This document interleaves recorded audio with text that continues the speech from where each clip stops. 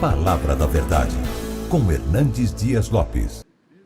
Irmãos amados, nós vamos abrir a Palavra de Deus na carta de Paulo aos Colossenses, capítulo 3. Carta de Paulo aos Colossenses, capítulo 3. E nós faremos a leitura apenas do verso 13.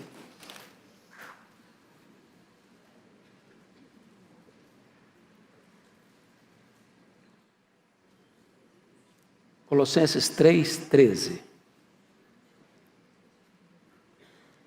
Suportai-vos uns aos outros, perdoai-vos mutuamente, caso alguém tenha motivo de queixa contra outrem.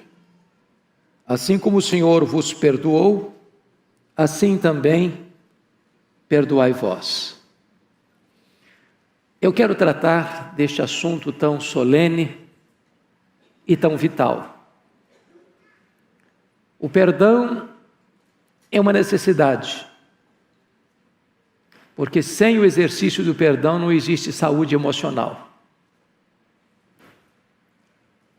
Nós não somos uma pessoa perfeita, não viemos de uma família perfeita, não nos relacionamos com pessoas perfeitas. Por isso o que o texto diz é um fato. Às vezes temos motivo de queixa uns contra os outros, ou por ruídos de comunicação, ou porque num dado momento nós temos uma reação intempestiva, ou porque nossas palavras soam tantas vezes rudes e machucam, ou porque nós agasalhamos no coração mágoas, ressentimentos, que vão azedando a alma, que vão adoecendo os relacionamentos. C.S. Lewis, um pensador cristão, disse com razão que é fácil e até bonito falar sobre perdão, até que tenhamos necessidade de perdoar alguém. Perdoar não é fácil, mas é necessário. Eu não estou talvez falando de grandes problemas, daqueles conflitos que chegam a vias de fato, mas hoje quero pensar com vocês daquelas raposinhas que devastam a vinha quando elas estão em flor. Porque os grandes problemas muitas vezes são a somatória de pequenos problemas. Às vezes não é a inimizade, é a frieza. Não é o ódio, é a indiferença. Não é a separação radical, é isolar, é não sentar mais junto, é não comer à mesma mesa. Então eu quero tratar deste assunto com vocês, porque se nós não tomarmos a decisão de zerar a conta todo dia, isso vai travando a nossa vida, isso vai adoecendo o nosso casamento, isso vai gelando o relacionamento da nossa família, isso vai impedindo a igreja de avançar com mais vigor. Certa feita eu estava pregando numa igreja e o pastor daquela igreja era um grande pregador e ele no domingo de manhã, antes de ir para a igreja, era uma conferência naquela comunidade, me falava de que os resultados que ele estava colhendo não eram os que ele esperava e ele não sabia identificar o porquê. E naquela manhã, enquanto estávamos pregando, já no final da mensagem, um fato inusitado aconteceu que quase nos chocou profundamente. Duas mulheres da igreja, não era Evode e Cinti, que eu posso lhes garantir que não.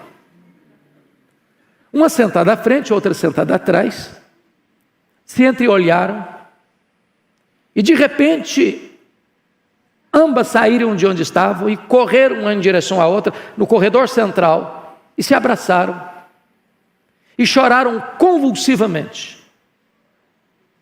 Elas estavam sem conversar uma com a outra há mais de um ano, líderes da igreja.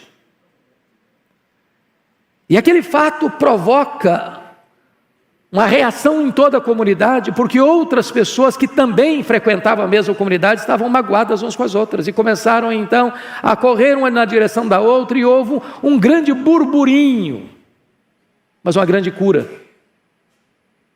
E o que nos chamou a atenção é que no culto da noite, mais de uma dezena de pessoas se renderam a Cristo. Parecia que havia um impedimento para o caminho do avanço da igreja. Hoje eu quero tratar com vocês sobre este assunto. E o primeiro ponto que eu quero tratar aqui é por que nós devemos perdoar. Por que devemos perdoar? Primeiro, porque perdoar faz parte da natureza do povo de Deus. Se você é um crente de verdade, se você nasceu de novo, não há opção de você, não, eu não perdoo. Porque ser crente significa que você foi perdoado. Não há nenhum crente que não tenha sido perdoado. Ninguém vai entrar no céu a não ser que seja perdoado. E o fundamento da vida cristã é esse: quem é perdoado, perdoa. Foi assim que Jesus nos ensinou a orar: perdoa-nos assim como nós perdoamos aos nossos devedores. Quem diz que não perdoa, pode ser tudo, menos um cristão. Faz parte da sua natureza. E não importa a gravidade do problema, ou quanto tempo o problema existe, ou quão injustiçado você tenha sido, ou quão machucado você ficou nessa relação. A ordem de Deus é: perdoai. Foi o que José fez no Egito, depois de tantos anos de injustiça sofrido. Quando nasce o primeiro filho, ele levanta um monumento vivo do perdão e chama o menino de Manassés: Deus me fez esquecer. Foi o que Jesus fez na cruz: Pai, perdoa-lhes, porque não sabem o que fazem. Mas por que perdoar? Segundo lugar, porque temos queixas uns contra os outros. Está aí no versículo 13. Caso alguém tenha motivo de queixa contra outra. É claro que no relacionamento cristão há momentos em que nós erramos, falhamos uns com os outros, cometemos injustiça uns contra os outros. Às vezes deixamos a nossa língua ser espada que fere, em vez de ser remédio que cura. O fato de termos queixas uns contra os outros retrata o fato de que as pessoas nos decepcionam e nós decepcionamos as pessoas.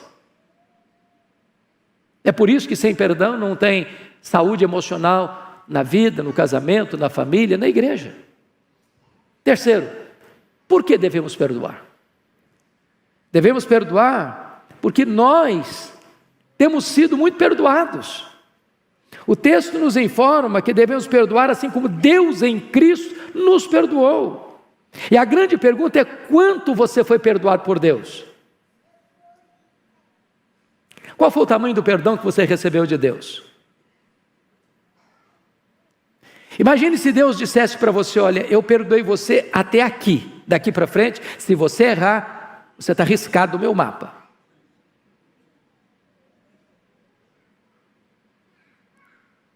De tal forma que Deus nos perdoou totalmente, Deus nos perdoou de tudo, Deus nos perdoou para sempre. E a Bíblia diz que assim como Deus nos perdoou, devemos também perdoar. É um perdão ilimitado, contínuo. E o Senhor Jesus Cristo ilustrou isso de uma maneira tão fácil de entender na parábola do credor incompassivo. E naquela parábola, Jesus traz uma cifra extremamente estratosférica de alguém que está devendo 10 mil talentos, 350 mil quilos de ouro. Para a época, uma fábula. Para a época, representava todos os tributos da nação durante 13 anos. Para a época, o salário de um trabalhador de 150 mil anos de trabalho, uma dívida impagável. E o Senhor Jesus pontua que aquela pessoa com a dívida tão astronômica foi completamente perdoada, representando com isso que o perdão que você e eu recebemos de Deus é um perdão ilimitado, e a nossa dívida jamais poderia ser paga, e Deus nos-la perdoou completamente, e nós devemos perdoar assim como Deus em Cristo nos perdoou. Então nenhum de nós aqui pode dizer, não, eu fui muito machucado, eu fui muito humilhado, eu fui muito injustiçado, eu fui muito ferido. A Bíblia diz que você deve perdoar como Deus em Cristo perdoou você. Bom, por que perdoar? Ainda, finalmente, em quarto lugar, devemos perdoar porque Deus nos ordena perdoar. Está escrito no verso 13. Veja você. Perdoai-vos mutuamente. Aqui não é uma sugestão, aqui não é um pedido, aqui é uma ordem, é um mandamento. E esta ordem ela é tão importante porque se você não obedece essa ordem de perdoar, primeiro, você não pode orar. A Bíblia chega a dizer lá em 1 de Pedro, capítulo 3, versículo 7, que se o marido em casa, entre quatro paredes, não tratar a esposa com sensibilidade, as orações dele são interrompidas. Se você ao orar, está lá em Marcos 11, 25, se você orar, lembrar que tem alguma coisa contra alguém, ou alguém tem alguma coisa contra você, perdoa, porque senão a sua oração não vai ser ouvida. Se você não perdoar, você não pode adorar a Deus. Se você não perdoar, você não pode ser perdoado. Se você não perdoar, você adoece. Adoece. E tem muita gente hoje, irmãos, doente, porque a enfermidade que contraíram é resultado dos problemas não resolvidos, das mágoas não curadas, da falta de perdão. É por isso que Tiago 5,16 diz que você deve confessar os pecados uns aos outros e perdoar uns aos outros para serem curados. As chamadas doenças psicossomáticas, ou numa linguagem mais teológica, doenças ramartiagênicas, doenças que são geradas e produzidas pelo pecado. Então é hora de espremer o pus da ferida, espremer o pus da ferida. Mas agora eu gostaria de tratar de um outro aspecto. Não é mais por que perdoar, mas como perdoar. Como perdoar. Lá em Mateus 18, o apóstolo Pedro chega para Jesus e faz uma pergunta: Senhor, até quantas vezes devemos perdoar? E Pedro, que era um cidadão que não só fazia pergunta, mas também dava resposta: até 7 vezes? E Jesus, não, Pedro, não é até 7 vezes, é até 70 vezes 7. Eu acho que Pedro não fazia cumô, e ele não devia fazer essa conta tão rápido na cabeça.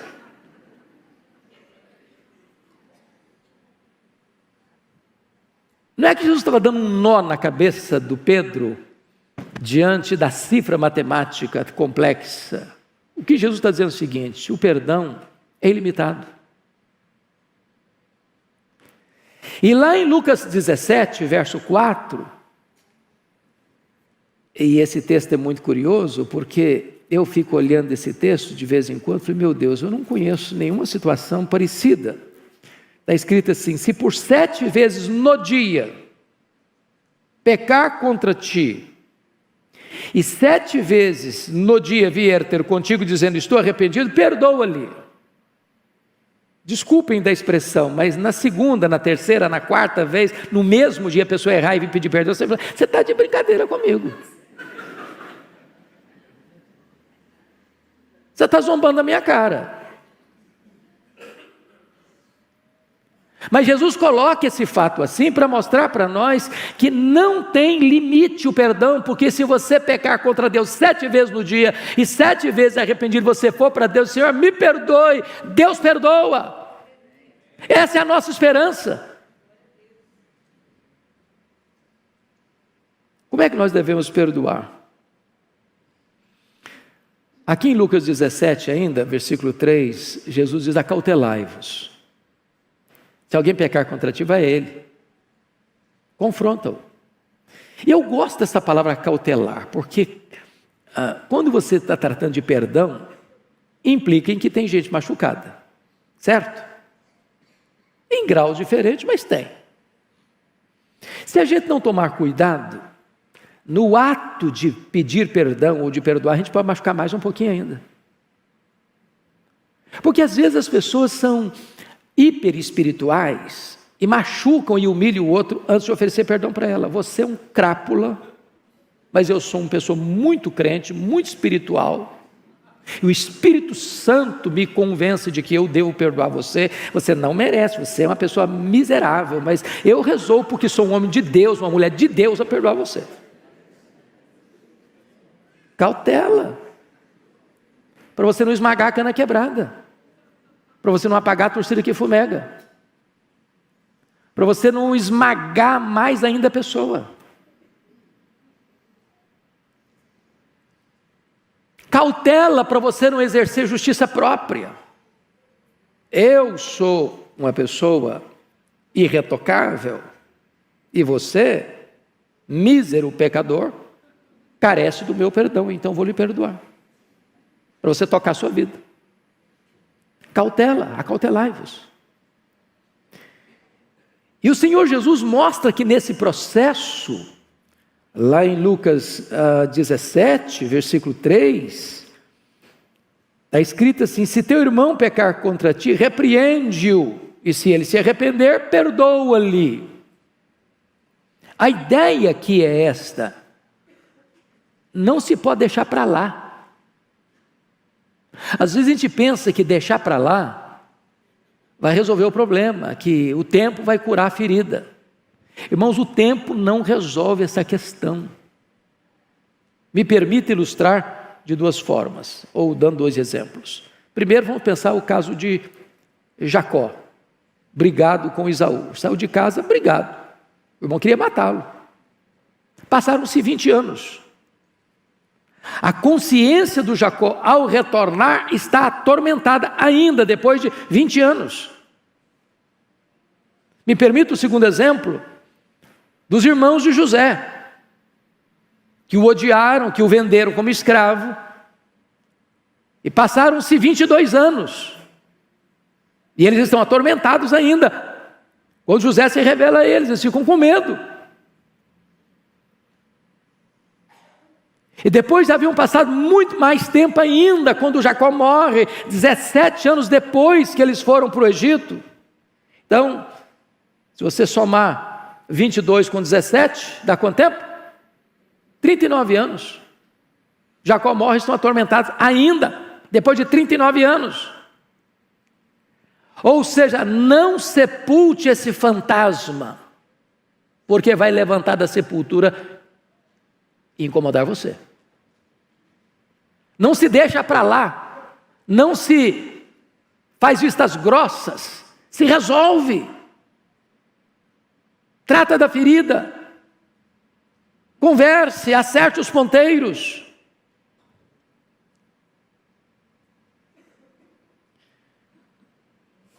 Bom, quando Jesus disse para os discípulos que se 7 vezes no dia alguém vier dizer para você: estou arrependido, perdoe-lhe, os discípulos: Senhor, então aumenta-nos a fé, isso não é para nós não. O Senhor nos desculpe, mas a gente não tem capacidade para isso não. Então vou lhe dizer uma coisa: nem você nem eu temos capacidade para isso. Perdoar não é uma questão natural, perdoar é uma questão de graça, uma questão de fé. Você e eu não temos esse poder. Nós não perdoamos porque tivemos uma formação familiar bem estruturada, porque nós temos um temperamento manso, porque nós somos educados e polidos, ou porque nós somos presbiterianos, reformados, calvinistas. Nós não perdoamos porque somos bons conhecedores da Bíblia. Nós perdoamos porque a graça de Deus é que nos capacita a isto. Não é porque somos bonzinhos. Aumenta-nos a fé, Senhor. Ajuda-nos. Nós não temos esse poder, nós não temos a capacidade. Mas, amados, me permita trazer um aspecto mais prático desta meditação para vocês, porque nós, às vezes, temos dificuldade mesmo de pedir perdão, e não é fácil, não. Ou perdoar, não é fácil. Não é fácil, mas é necessário. E aí a gente cria alguns mecanismos de escape, de desculpas. Por exemplo, alguém chega para vocês para justificar, diz: olha, ninguém é perfeito. O errar é humano. Usando essa expressão para dizer: bom, eu não preciso perdoar, porque ninguém é perfeito, a gente erra mesmo. Mas exatamente porque você não é perfeito e erra, é que você precisa pedir perdão. A constatação desse fato não deve levar você a fugir da prática do perdão, mas a exercitar o perdão. É porque eu não sou perfeito é que eu erro, e é porque eu erro que eu preciso pedir perdão. Isso não é desculpa, isso é uma justificativa que me leva ao perdão, a perdoar e a pedir perdão. Outra pessoa diz: não, eu não vou pedir perdão porque a ofensa foi muito pequena, uma coisinha pequena, uma miudeza. Ô, gente, volto a repetir o texto lá de Cantares: as raposinhas devastam a vinha quando elas estão em flor. Se você estudar a questão, por exemplo, de casamento, de separação, de divórcio, via de regra, não é porque a relação foi sempre maravilhosa, maravilhosa, maravilhosa, e de repente um fato grande acontece e acaba o casamento. Às vezes é a somatória de pequenos problemas. São gotas que vão se formando uma grande poça. É aquela convivência que vai somando fuligem na alma. Problemas pequenininhos que não vão sendo tratados, vão sendo empurrados com a barriga, jogados debaixo do tapete, sem solução. De repente a relação vai azedando, ou vai calcificando o coração, ou vai perdendo a alegria, ou vai perdendo a harmonia, ou vai perdendo o romantismo, vai entrando numa geladeira existencial de indiferença, e daqui a pouquinho acabou. Porque os pequenininhos problemas não foram resolvidos em tempo oportuno, foram sendo acumulados. Outra pessoa diz assim: olha, aconteceu há muito tempo e já passou. A poeira do tempo cobriu. Tempo não cura ferida, pode gangrenar a ferida. Então não permita que esse fato leve você a uma justificativa se ausentando da prática do perdão. Mas outra pessoa diz assim: sabe por que eu não vou pedir perdão? Porque a outra pessoa estava mais errada que eu. Nós empatamos o jogo. Bom, deixa eu lhe dizer algo. O pedido de perdão não é uma questão de justiça, não é uma questão de orgulho, é uma questão de humildade. Você não administra o que o outro pensa, o que o outro fala, o que o outro faz. Você administra o que você pensa, o que você fala, o que você faz. O problema do outro é ele lá com Deus, ele vai tomar a decisão. Cabe a você, no que você errou, pedir perdão. Não importa se você foi humilhado no processo, faça a sua parte. Faça a sua parte. Me permita um exemplo da história. A Jonathan Goforth foi um missionário na China.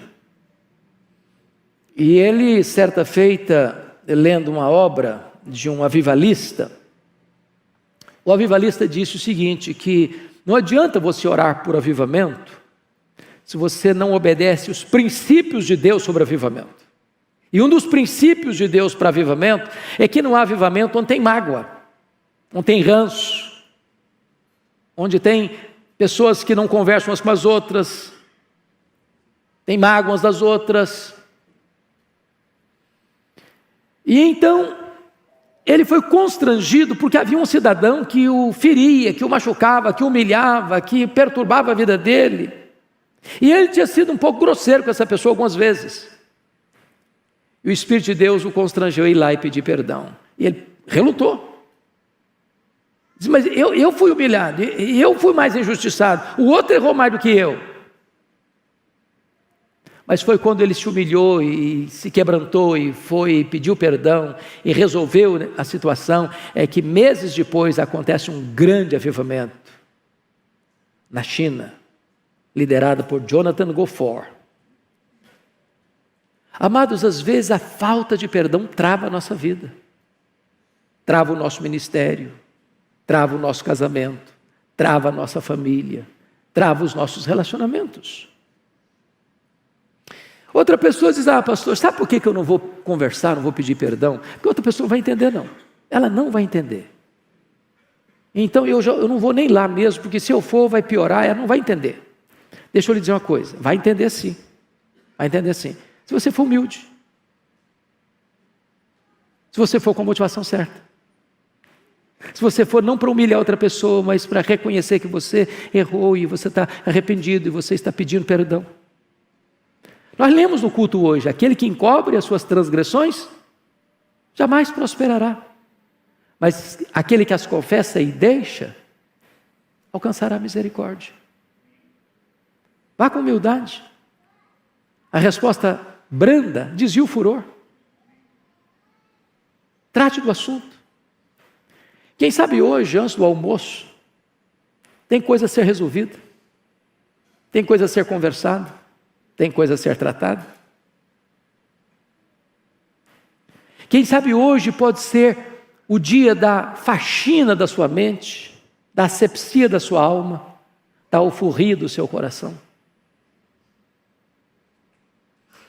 Mas a outra pessoa pode dizer, pastor, sabe por quê? Eu não vou pedir perdão, porque envolve dinheiro. E eu não tenho dinheiro para reparar esse problema. Eu peguei emprestado, não paguei, gastei o dinheiro, não tem mais. Não vou lá não, porque vai dar um BO.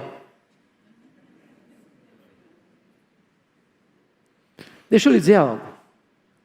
Em tempos de avivamento, você só lê literatura sobre a história dos avivamentos, um dos primeiros aspectos como evidência de avivamento é arrependimento.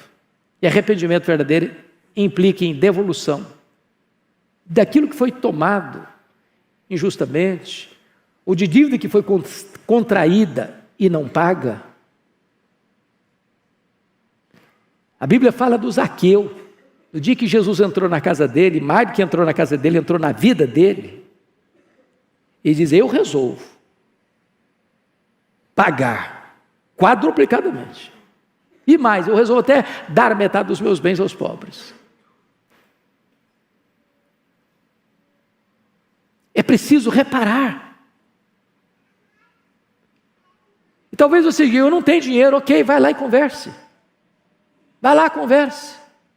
Olha, eu não posso pagar agora, mas eu me comprometo que eu vou acertando essa dívida, assim, assim, assim, assim.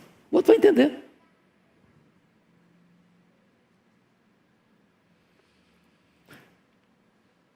Agora, me permita mais 4 orientações nesse processo de pedir perdão, porque às vezes o problema não está nem na consciência de que tem que pedir perdão, mas como é que eu faço isso? Então, a primeira coisa que você não deve fazer, tem gente que diz assim, olha, desculpe-me qualquer coisa, tá? Me desculpe qualquer coisa, isso não é pedir perdão, desculpe qualquer coisa, você não está falando nada.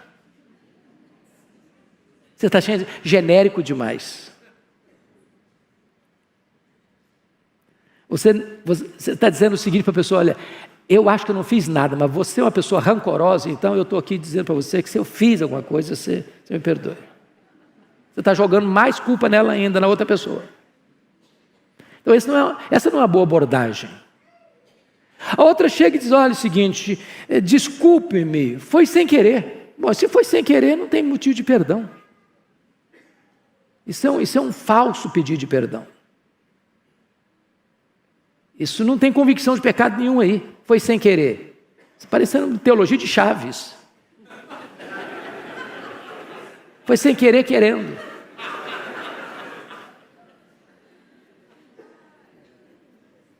Terceiro, eu estava errado, mas você está mais errado que eu. Não resolveu nada. Pedir de perdão não é acusação, é consciência do erro, é quebrantamento, é arrependimento, é retomada da situação. E a quarta forma errada de pedir perdão é: se eu estava errado, você me perdoe, tá? Ele está dizendo o seguinte: olha, eu acho que eu não estou errado, não, mas você é uma pessoa muito maliciosa, então eu estou fazendo esse pedido aqui para ficar resolvido o assunto, tá bom? O problema é seu, não é meu. Isso não é a maneira certa de pedir perdão. O texto bíblico diz assim: suportai-vos uns aos outros, perdoai-vos mutuamente, caso alguém tenha motivo de queixa contra outrem. Assim como o Senhor vos perdoou, assim também perdoai vós. Ao perdoar, por favor, não envolva outras pessoas. Esse é um dos grandes problemas, irmãos, da vida, da família, da igreja. O meu problema, vou usar a palavra mais comum no Brasil, o meu problema é com José. Você não, tá, Zé? Meu problema é com José, e eu falo com João, eu estou magoado com José. O José fez isso e aquilo outro comigo. E aí, em vez de resolver o problema com José, eu crio mais um problema paralelo com João. Que agora o João vai ficar chateado com o José também, porque o José fez isso, aquilo outro comigo. Então vai direto à pessoa.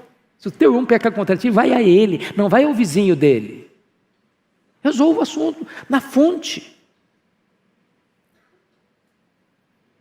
Ao pedir perdão, não se justifique. Olha, eu fiz isso por causa disso, por daquilo outro, você falou isso, você falou aquilo, você fez isso e aquilo, é por isso que eu estou chateado, mas eu acho que eu devo pedir perdão. Você não tem que justificar, você não tem que ficar fazendo propaganda de você não tem que levantar a bandeira da sua justiça. Chega humildemente e peça perdão. Perdão não é uma questão de justiça, é um ato de misericórdia. Assim como Deus em Cristo me perdoou, assim também perdoai vós. Bom, eu sei que vocês não têm nenhuma necessidade desse sermão, não é verdade? Só eu que tenho. Que Deus nos ajude a tomar a decisão hoje de perdoar.